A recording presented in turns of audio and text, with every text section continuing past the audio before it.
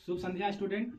आज वर्ष 2026 में क्लास 10th का जो भी स्टूडेंट एग्जाम देने जा रहे हैं तो उनके लिए मैं क्लास 10th का फिजिक्स भौतिकी जिसको कहते हैं, उसमें भौतिकी में जो होता है आपका 80 नंबर एग्जाम होता है साइंस में, उसमें से सिर्फ फिजिक्स का 41 मार्क्स पूछता है।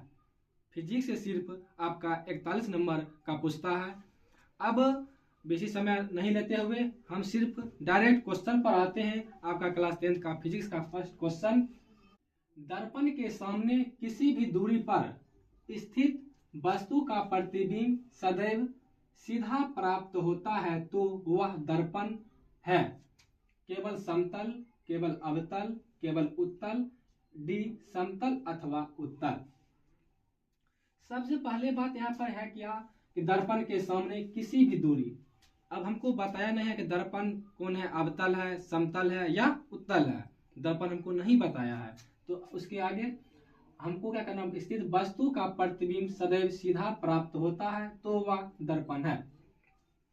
दर्पण हमको बताया नहीं है, तो सबसे पहले इसमें प्रतिबिंब जो बन रहा है हमेशा सीधा बन रहा है। कैसा बन रहा है? सदैव सीधा बन रहा है। तब सीधा बन रहा है तो ऑप्शन ए केवल समतल इसमें भी होगा, केवल अवतल इसमें भी होगा, केवल उत्तल इसमें भी होगा, और डी समतल अथवा उत्तल इसमें भी होगा। अब देखिए यहाँ पर करना क्या है आप लोग को, ये ऑप्शन चारों सही है। समतल में भी होता है सीधा, अवतल में भी होता है, उत्तल में भी होता है, और डी में समतल अथवा उत्तल दोनों। तब इसमें हमको चारों ऑप्शन सही है। तो चारों ऑप्शन जो सही है इसमें भी चारों ऑप्शन में बेस्ट ऑप्शन हमारा कौन होगा वो हमको चूज करना है। तो चारों ऑप्शन में हमारा बेस्ट जो ऑप्शन होगा वो हो जाएगा ऑप्शन डी, क्योंकि समतल दर्पण में प्रतिबिंब सीधा और समान बनता है। समतल दर्पण में प्रतिबिंब सीधा और समान बनता है, और उत्तल दर्पण में प्रतिबिंब सीधा और छोटा बनता है, सीधा और छोटा बनता है। इस तरह से हमारा जो ऑप्शन डी है, इन तीनों के अपेक्षा डी नंबर ऑप्शन बिल्कुल ही इस तीनों से अपेक्षा अधिक सही है क्वेश्चन का आंसर। अब देखिए जो हमारा दर्पण है, दर्पण हमको पहले बताया ना कि अवतल है कि उत्तल है। जब ये नहीं बताया है कि अवतल है कि उत्तल है, हमको जानना है तीनों दर्पण पर, समतल, अवतल, उत्तल। तब तीनों कंडीशन में जाते हैं तो होता क्या है, जब हमारा समतल दर्पण आता है तो उसमें प्रतिबिंब सीधा और समान बनता है। अब अवतल आता है उसमें प्रतिबिंब सीधा, उल्टा, वास्तविक, काल्पनिक, छोटा, बड़ा, बराबर तीनों बनता है। अब जब उत्तल पर आते हैं प्रतिबिंब तो उसमें क्या होता है, सीधा और छोटा बनता है, सीधा और छोटा बनता है, निश्चित रूप से काल्पनिक बनता है। इस तरह से जो आपका क्वेश्चन है उसका सबसे सटीक जवाब हमारा ऑप्शन डी बिल्कुल ही सही हो जाएगा। अब अगला क्वेश्चन आपका 2 नंबर। अब फर्स्ट क्वेश्चन, परावर्तन के नियम से निर्धारित होता है। सबसे पहले परावर्तन कोण बराबर आपतन कोण बराबर परावर्तन कोण, परावर्तन कोण बराबर आपतन कोण, आपतन कोण बराबर विचलन कोण, इनमें से कोई नहीं। सबसे पहले अब समझना है परावर्तन कहते किसको है। परावर्तन तो सबसे पहले हमको समझना है कोई सतह वैसा लेना है जिससे प्रकाश रिफ्लेक्ट कर दे, मतलब प्रकाश पड़ने के बाद जिधर से आया उधर ही चला जाए, वैसा हमको सबसे पहले वस्तु लेना है। अगर हम लोग कोई शीशा लेते हैं, शीशा को पीछे अगर हम लोग पॉलिश कर देते हैं तो वह हमारा बन जाता है आईना, जिसमें हम लोग मुंह भी देखते हैं। जब आईना बन गया उसमें क्या करते हैं, जब टॉर्च या कोई लाइट या लेजर लाइट जलाते हैं तो जैसे जिस एंगल से लाइट प्रकाश पे पड़ता है उसी एंगल से प्रकाश में लाइट बाहर निकल जाता है। जो यह घटना हुआ इसको ही हम लोग प्रकाश का परावर्तन कहते हैं, क्योंकि प्रकाश पड़ा है और गेंद पड़ता तो गेंद का परावर्तन होता। जो चीज फेंकेंगे जो पड़ने के बाद रिफ्लेक्ट कर जाएगा, जैसे बॉल दीवार फेंकते हैं, दीवार पर बॉल फेंके, अब दीवार पर टकराया, बॉल फिर वापस आ गया, ये क्या हुआ, परावर्तन हो गया। क्या हो गया? परावर्तन। इस तरह से जब हम प्रकाश को किसी शीशा पर रिफ्लेक्ट कराते हैं तो प्रकाश पर जब पड़ने के बाद वह क्या होता है, रिफ्लेक्ट हो जाता है, जिस एंगल से आया उसी एंगल से बाहर उसी माध्यम में चला जाता है। तो प्रकाश का जो परावर्तन है वह हमारा होता है 2 नियम, प्रकाश परावर्तन के 2 नियम। उसमें से आपका एक ऑप्शन इसमें कोई सही होगा। अब पूछ रहा है आपतन कोण बराबर परावर्तन कोण, परावर्तन कोण बराबर आपतन कोण, आपतन कोण बराबर विचलन कोण। अब प्रकाश जब परावर्तन होगा, जैसे देखिए इसको हम लोग इसको मानते पहले शीशा, कोई समतल सतह है, इसमें हम लोग इसको कलई या रजित कर देते हैं, पेंट कर देते हैं। पेंट करने के बाद जब प्रकाश इस पर पड़ता है, प्रकाश जब इस पर पड़ा, इसको हम लोग बोलते हैं आपतित किरण। आने वाली किरण को आपतित किरण कहते हैं और जाने वाली किरण को परावर्तित किरण कहते हैं। जब इस पर लंब पड़ेगा, सीधा सीधी रेखा जो होता है वो लंब पड़ता है, इसको हम लोग बोलते हैं अभिलंब। क्या बोलेंगे? अभिलंब। इसको हम लोग बोलते हैं आपतित किरण, इसको हम लोग बोलते हैं नॉर्मल या अभिलंब, नॉर्मल या अभिलंब। इसको हम लोग बोलते हैं परावर्तित किरण, परावर्तित किरण। अब देखिए ये हमारा कौन हो गया? आपतित किरण और अभिलंब, परावर्तित किरण और अभिलंब। जब भी इसमें कोण बनेगा दोनों में आएगा अभिलंब, दोनों में क्या आएगा? अभिलंब। अब आपतित किरण अभिलंब के बीच जो कोण बन रहा है, यहाँ पर एंगल जो बन रहा है, इसको हम लोग बोलते हैं आपतन कोण। क्या कहेंगे? आपतन कोण। अब फिर जब रिफ्लेक्ट हो जाएगा यहाँ पर, ये कोण बन जाएगा आपका परावर्तन कोण। क्या बन जाएगा? परावर्तन कोण। तो हो जाएगा यहाँ पर आपतन कोण बराबर परावर्तन कोण, आपतन कोण बराबर परावर्तन कोण, प्रकाश के द्वितीय नियम से। जो पहला हम लोग को नियम है, आपतित किरण, परावर्तित किरण और उस पर डाले गए अभिलंब, तीनों क्या होगा? एक बिंदु पर होगा। क्या होगा? तीनों एक बिंदु पर होगा। जहां पर जिस बिंदु पर पड़ा वह बिंदु हम लोग बोलते हैं आपतन बिंदु। क्या बोलेंगे? आपतन बिंदु। ये तीनों कहीं कहीं एक ही बिंदु पर मिलेगा, तभी ये पूरा नियम का फॉलो कर पाता है। इस तरह से हमारा इस सेकंड क्वेश्चन का जो आंसर है ऑप्शन ए, आपतन कोण बराबर परावर्तन कोण, बिल्कुल ही सही जवाब है।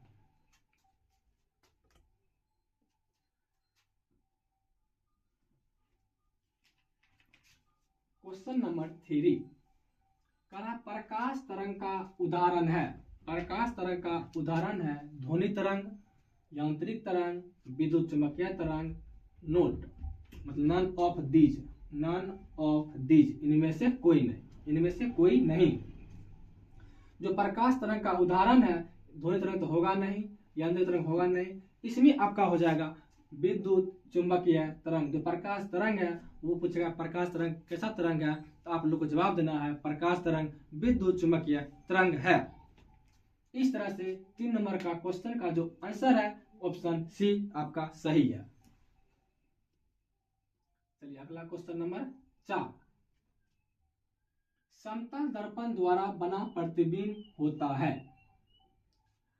पहले ही हम आपको बता दिए समतल दर्पण में जो प्रतिबिंब बनता है, सीधा बनता है, बराबर बनता है। उसमें क्या होता है, अगर वस्तु कोई भी वेग से जा रहा है, वस्तु अगर भी वेग जा रहा है, उसमें प्रतिबिंब जो बनेगा 2 वेग से बनेगा, दुगुना स्पीड से बनेगा। अगर कोई मनुष्य समतल दर्पण के सामने 4 किलोमीटर प्रति सेकेंड से स्पीड जा रहा है, उसमें बनेगा 4 दूना 8, मतलब हमेशा समतल दर्पण में डबल हो जाएगा। क्या हो जाएगा? Double speed. समतल दर्पण द्वारा बना प्रतिबिंब होता है वास्तविक, काल्पनिक, ए और बी। समतल दर्पण में होगा कैसा? आपका काल्पनिक हो जाएगा। कैसा हो जाएगा? काल्पनिक। वास्तविक तो होगा नहीं, होगा इसका आंसर बी, 4 का बी। अगला क्वेश्चन 5, समतल दर्पण की फोकस दूरी होती है। अब समतल दर्पण में जो फोकस दूरी पूछ रहा हम लोग को, फोकस दूरी समतल दर्पण का हो जाएगा अनंत, क्योंकि समतल दर्पण में इसका कहीं पर मतलब मिलन होता नहीं है। तो समतल दर्पण में प्रकाश पड़ने के बाद कहीं पे मिलन होता ही नहीं है, इसका जो प्रतिबिंब या फोकस बोले उसका हो जाएगा अनंत। क्या हो जाएगा? अनंत हो जाएगा। इस तरह से 5 का आंसर ए सही है।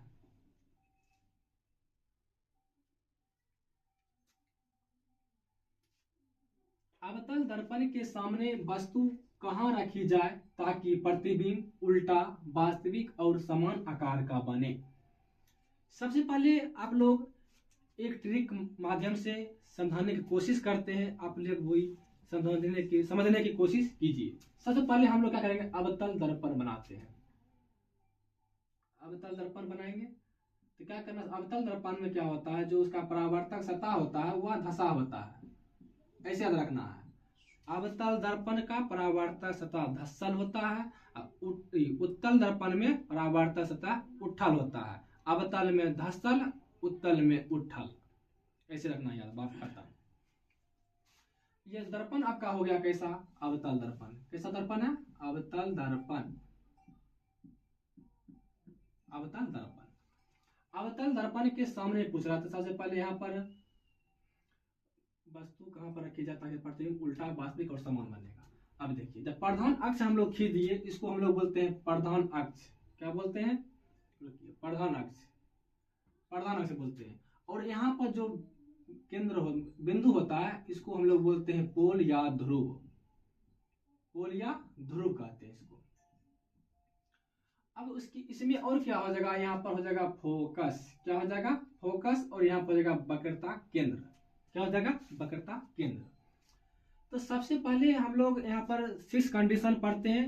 6 कंडीशन पढ़ने के बाद इसमें जितना भी सवाल आएगा वो आपका बिल्कुल ही निश्चित ही गारंटी के साथ करते हैं, सारों 6 क्वेश्चन का हल एक ट्रिक में बन जाएगा। देखिए, जब ऐसा कंडीशन हो, वस्तु कहाँ पे है, प्रतिबिंब कहाँ है, पूछ रहा है, तो सबसे पहले आप लोग यहाँ पर एक बिंदु लीजिए, यहाँ पर दीजिए अनंत। किसका संकेत है, अनंत का। सबसे पहले एक अनंत पर रख दीजिए वस्तु, अनंत पर वस्तु रख दीजिए।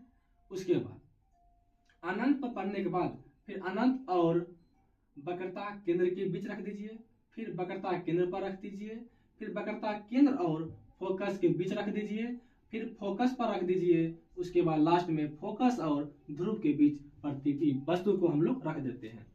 जब 6 कंडीशन में वस्तु को रखते हैं तो हमारा प्रतिबिंब कहाँ कहाँ बनेगा, कैसा बनेगा, इसको समझने के लिए ठीक इसको मान लेते हैं हम 1 2 3 4 5 और 6। ये 6 जो हमारा है, ये 6 हमारा वस्तु है। 6 हमारा क्या है, वस्तु है। जब वस्तु जब रखे हैं दर्पण, अवतल दर्पण के सामने, तो प्रतिबिंब पूछ रहा कहाँ बनेगा। अब देखिए इस ट्रिक कैसा है, 1 यहाँ पर 2 3 4 5। अब यहाँ पर है लास्ट में ऊपर से 6 नीचे से 5, ऊपर से 6 नीचे से 5। अब इधर से जब 1 2 3 4 5 6 पर आए हैं, अब ठीक इधर अपोजिट है, 1 2 3 4 और 5। अब बोलिए सर, ऊपर भी 1 2 3 4 5 6 है और नीचे 1 2 3 4 5 है, तो 6 कहाँ गया, 6 इधर चलेगा आपको, इधर 6 क्या होगा, इधर आएगा। अब देखिए, फर्स्ट जो आपका कंडीशन है पूछेगा, जब वस्तु आपका कहाँ हो, अनंत पर। वस्तु कहाँ हो, अनंत पर, तो प्रतिबिंब बनेगा आपका कहाँ, फोकस पर, 1 का 1। फिर पूछेगा जब वस्तु हो अनंत और वक्रता केंद्र के बीच, अनंत और वक्रता केंद्र के बीच जब वस्तु होगा तो प्रतिबिंब बनेगा कहाँ, वक्रता केंद्र और फोकस के बीच। जब वस्तु हो वक्रता केंद्र पर तो प्रतिबिंब भी वक्रता केंद्र पर। जब वस्तु हो वक्रता केंद्र और फोकस के बीच तो प्रतिबिंब बनेगा वक्रता केंद्र और अनंत के बीच। जब वस्तु हो फोकस पर तो प्रतिबिंब बनेगा अनंत पर। जब वस्तु हो फोकस और ध्रुव के बीच तो प्रतिबिंब इसमें क्या होता है, लास्ट कंडीशन दर्पण के पीछे बनता है, दर्पण के पीछे बनता है। अब इसमें देखिए, जो 1 2 3 4 5 6 है, ये हमारा हो गया वस्तु। ठीक जिस नंबर पर जो वस्तु है उसका नंबर ही इधर का प्रतिबिंब है। जैसे 1 हमारा ये वस्तु है तो 1 का ये प्रतिबिंब होगा। 2 हमारा वस्तु है, 2 का प्रतिबिंब हो जाएगा। 3 हमारा वस्तु है, 3 हमारा प्रतिबिंब हो जाएगा। और 4 हमारा ये वस्तु है, 4 हमारा प्रतिबिंब हो जाएगा। 5 हमारा वस्तु है तो 5 हमारा प्रतिबिंब बनेगा। 6 हमारा वस्तु है, 6 यहाँ पर हमारा प्रतिबिंब बनेगा। उसके बाद होता क्या है, जब ये हमारा 6 कंडीशन बन गया, अब हम लोग आसानी से इसको याद रख सकते हैं। 1 का 1, 2 का 2, 3 का 3, 4 का 4, 5 का 5, 6 का 6, 6 का पीछे। अब देखिए, जब वस्तु ऊपर है तो प्रतिबिंब नीचे। इसमें क्या होगा, वस्तु ऊपर है तो प्रतिबिंब भी ऊपर। और 6वां कंडीशन है, इसमें प्रतिबिंब इसमें ही बनता है लास्ट में सीधा। क्या बनेगा, सीधा। उसके बाद इधर नीचे बनेगा, उल्टा बनेगा और वास्तविक बनेगा। एक बात और, अवतल दर्पण में 3 कंडीशन होता है। इसमें प्रतिबिंब वास्तविक बनेगा, इसमें प्रतिबिंब काल्पनिक बनेगा। ठीक, उसके बाद इसमें वास्तविक और काल्पनिक बनने के बाद आपका इसमें क्या होगा, प्रतिबिंब छोटा, बड़ा और बराबर बनेगा। छोटा, बड़ा और बराबर बनेगा। इसमें काल्पनिक भी बनता है, वास्तविक बनता है। अवतल दर्पण का ये मेन गुण है। देखिए सबसे पहले यहाँ पर छोटा, इस हल्का हल्का बड़ा, ये बराबर हो जाएगा, ये दोनों हल्का बड़ा हो जाएगा। इसमें इधर क्या होगा, छोटा बन जाएगा, इधर छोटा और सीधा बन जाएगा। तो अवतल दर्पण के सामने वस्तु कहाँ रखी जाए ताकि प्रतिबिंब उल्टा, वास्तविक और समान समान हमारा हो जाएगा वक्रता केंद्र पर। कहाँ पर जाएगा, वक्रता केंद्र पर। यहाँ पर मान लीजिए छोटा, छोटा, बराबर और यहाँ पर बड़ा। छोटा, बराबर और बड़ा। हम लोग पूछ रहा है कैसा, समान। समान कहाँ बन रहा है, वक्रता केंद्र पर। कहाँ बन रहा है, वक्रता केंद्र पर। तीन का तीनों, तीन का तीनों। इस तरह से हमारा 6 नंबर का क्वेश्चन जो है ऑप्शन सी बिल्कुल ही सही जवाब होगा। आशा करते हैं कि आप लोग इससे रिलेटेड कोई भी क्वेश्चन अगर आप वस्तु कहीं पर पूछे तो प्रतिबिंब पूछा, ऐसे ही आप लोग याद रखिए, ऊपर 6 नीचे 5 फिर लास्ट में दर्पण को सब्जेक्ट 6वां हो जाएगा। कहाँ, किसका वाला, ध्रुव और फोकस के बीच वाला। ठीक है, अगला क्वेश्चन निकालिए 7।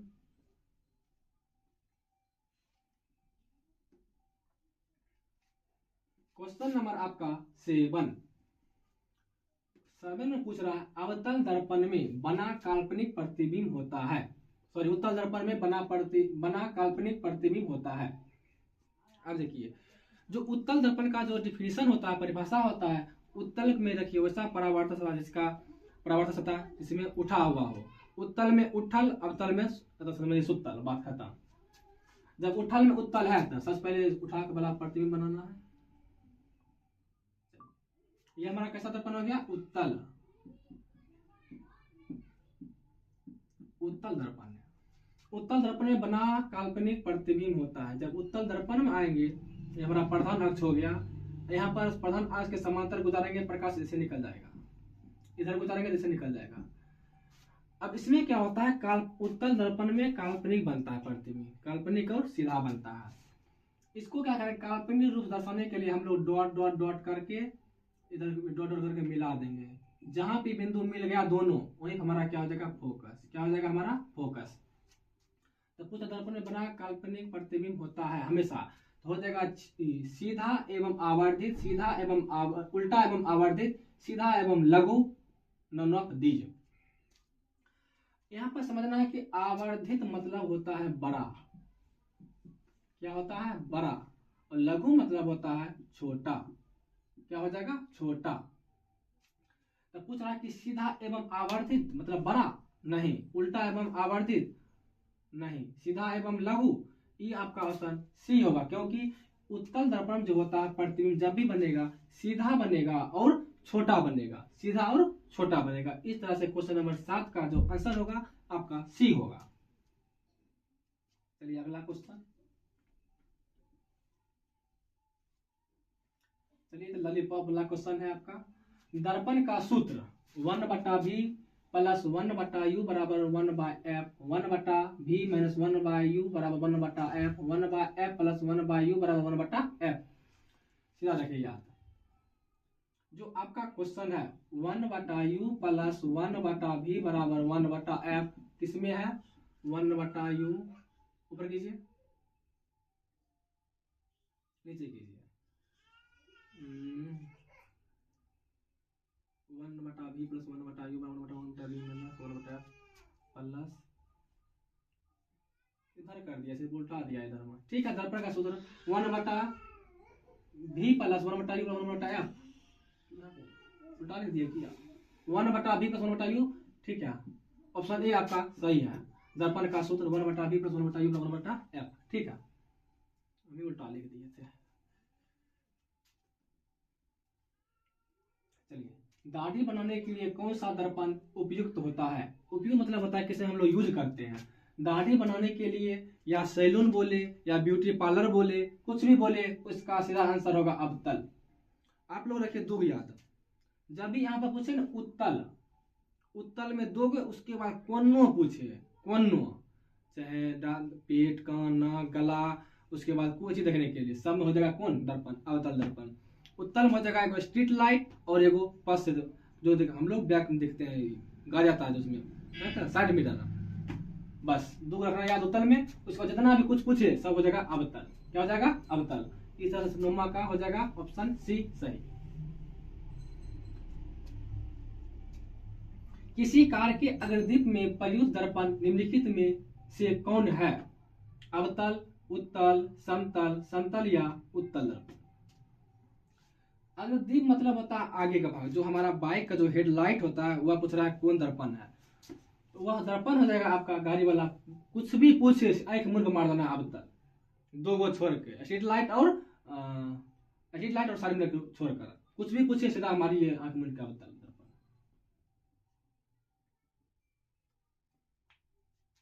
किस दर्पण का उपयोग पीछे देखने के लिए दर्पण के रूप में प्रयुक्त करते हैं? अवतल दर्पण, अवतल दर्पण, समतल दर्पण और कोई नहीं।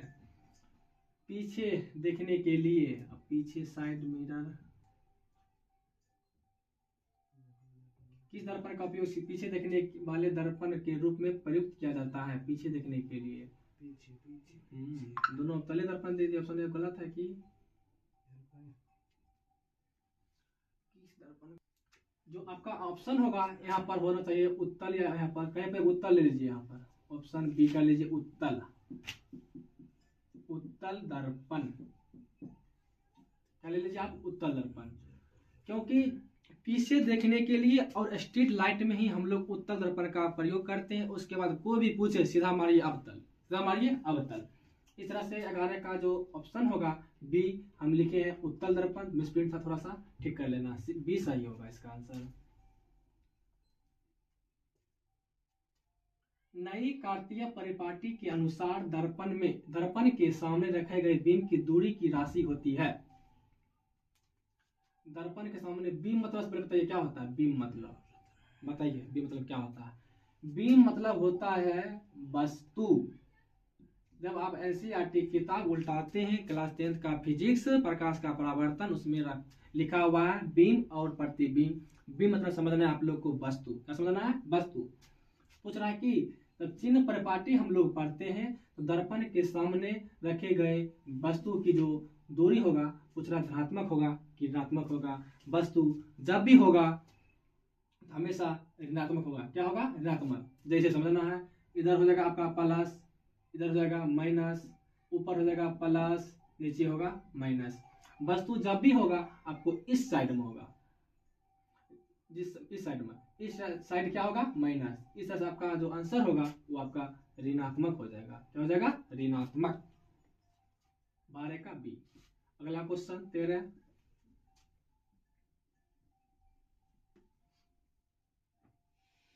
चलिए, निम्न में से किस दर्पण की फोकस दूरी ऋणात्मक होती है? अब देखिए पूछ रहा है किस दर्पण, पूछ रहा फोकस दूरी कौन सी होगा? ऋणात्मक। देखिए अवतल में फोकस दूरी सब इधर है, एक कंडीशन इधर है, उसका कोई मायने है। जो आपका उत्तल है वो आपका काल्पनिक रूप से इधर आता है, जो काल्पनिक रूप से इधर पूछ रहा है क्या? ऋणात्मक। इधर अगर उत्तल में हो जाएगा आपका धनात्मक और अवतल में हो जाएगा आपका ऋणात्मक। फोकस दूरी पूछ रहा है कौन सी? ऋणात्मक। फोकस दूरी ऋणात्मक होगा अवतल का। क्या किसका हो जाएगा? अवतल का। ऑप्शन सी आपका सही जवाब। चलिए अगला क्वेश्चन।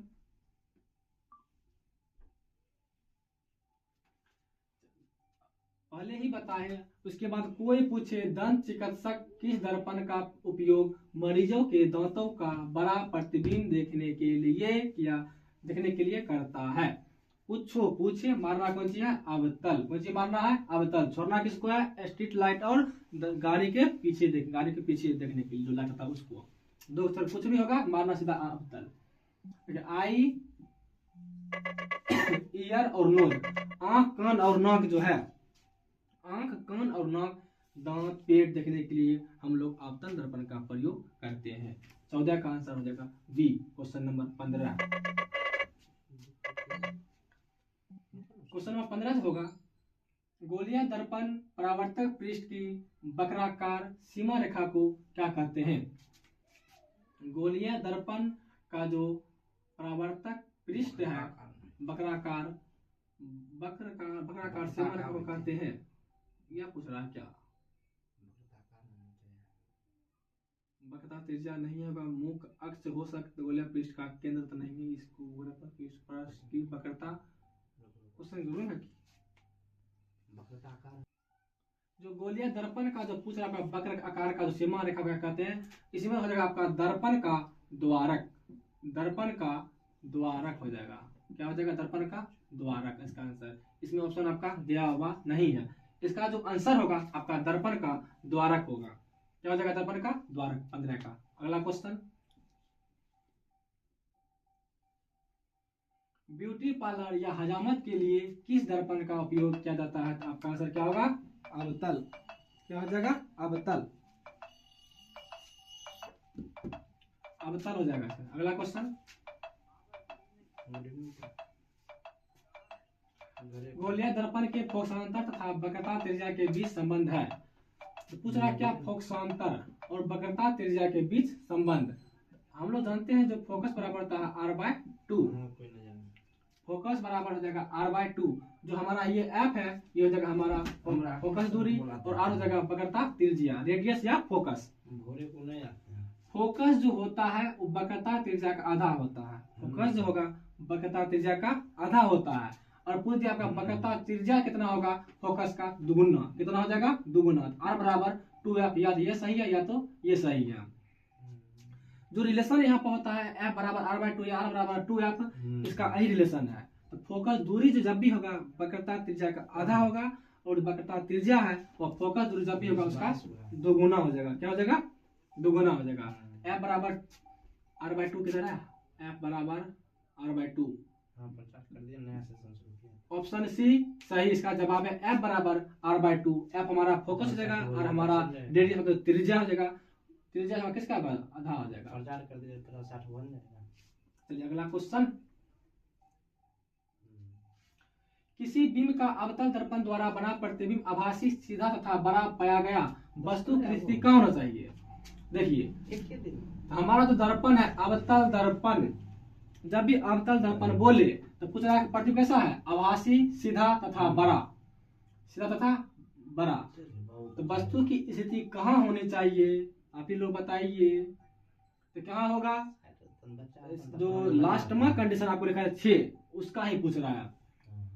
आभासी या काल्पनिक हो सकता है, आभासी या काल्पनिक, सीधा और बड़ा। तो हो जाएगा फोकस, मुख्य फोकस का वक्रता केंद्र के बीच गलत, वक्रता केंद्र पर गलत, वक्रता केंद्र से परे गलत, दर्पण के ध्रुव तथा मुख्य फोकस के मुख्य फोकस ध्रुव। आपका आंसर डी सही होगा, क्योंकि 6वां कंडीशन आपका सही है। 18 का हो जाएगा डी नंबर क्वेश्चन आपका सही जवाब है। अगला क्वेश्चन नंबर 19, अवतल दर्पण की फोकस दूरी होती है। हम लोग पूछा क्या अवतल दर्पण के, अवतल दर्पण का फोकस दूरी क्या होगा? इधर होता है माइनस, इधर होता है क्या? प्लस। तो अवतल दर्पण क्या हो जाएगा? फोकस दूरी ऋणात्मक। क्या हो जाएगा? ऋणात्मक। क्वेश्चन नंबर 20, 10-12 किस दर्पण से हमेशा वस्तु से छोटा प्रतिबिंब प्राप्त होता है? किस दर्पण से? सीधा छोटा किस उत्तल में होगा? किसमें होगा? उत्तल में। अवतल में तीनों हो जाएगा, छोटा बड़ा बराबर, समतल में हो जाएगा आपका बराबर। इसका आंसर हो जाएगा उत्तल दर्पण। 20 का ए।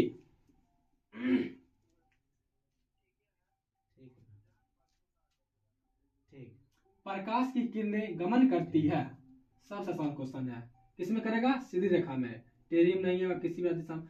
तो प्रकाश किरण जब भी करेगा कैसे गमन करेगा? सीधी रेखा में। अगर टेढ़ा मेढ़ा अगर गमन करता तो होता क्या फायदा? अच्छा रहता है, एक कोई लाइट जलाता और पूरी दुनिया हमारा यूज करता। ऐसा लेकिन होता नहीं है। अगर एक रूम में बल्ब जलाते हैं तो एक ही रूम यूज करता है। इससे यह समझ होता है प्रकाश हमारा जो होता है वह सीधी रेखा में गमन करती है। प्रकाश हमारा सीधी रेखा में गमन करती है। चलिए अगला क्वेश्चन, प्रकाश, अगला क्वेश्चन, प्रकाश के परावर्तन के कितने नियम हैं? प्रकाश के परावर्तन के 2 नियम है। कितना नियम है? 2 नियम। आपतित किरण, परावर्तित किरण, आपतित किरण, परावर्तित किरण और डाला गया विलंब, तीनों क्या होगा? एक बिंदु होगा। ये आपका पहला नियम। और कोण I बराबर कोण R, आपतन कोण बराबर परावर्तन कोण। चलिए अगला क्वेश्चन, क्वेश्चन नंबर 23, निम्नलिखित में से कौन सी उत्तल दर्पण की फोकस दूरी है जिसकी वक्रता त्रिज्या 32 सेंटीमीटर है। तो हम लोग को ध्यान रखना, दर्पण कौन है, उत्तल, दर्पण कौन है, उत्तल, वक्रता त्रिज्या कितना है 32, आर कितना है 32, पूछा कौन सी है, फोकस दूरी, एफ पूछा है, एस बराबर वाट, फॉर्मूला क्या होता है, एफ बराबर r/2, आर कितना है 32, मुझे 2 से भाग देगा कितना हो जाएगा 16, यह 16 सेंटीमीटर। अब पूछ रहा उत्तल दर्पण, उत्तल दर्पण में जब भी होगा अवतल में हो जाएगा क्या आपका ऋणात्मक, और उत्तल में हो जाएगा फोकस दूरी आपका धनात्मक, क्या हो जाएगा धनात्मक। इस तरह जो आपका जो +16 होना चाहिए, कितना है +16, किसमें है देखो 23 +16, ऑप्शन सी आपका सही जवाब हो जाएगा आपका। चलिए अगला क्वेश्चन 24,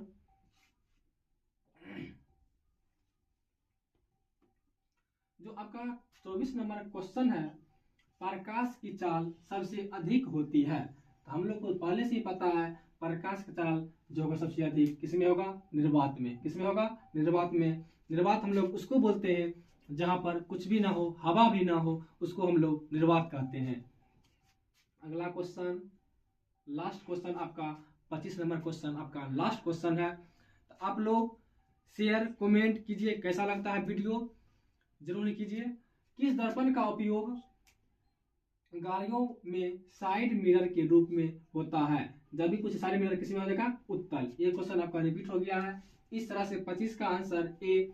अब आपको कैसा क्लास लगा आप लोग जरूर ही कमेंट कीजिए और दोस्तों को लोग शेयर कीजिए ताकि उस दोस्त को भी फायदा हो और आपको भी फायदा हो। क्या पता आपके एक हेल्प से उसको एक नंबर बढ़ जाए। बहुत बहुत धन्यवाद। अब अगला क्लास आपको अगले दिन इसी चैनल पर देखने को मिलेगा। धन्यवाद।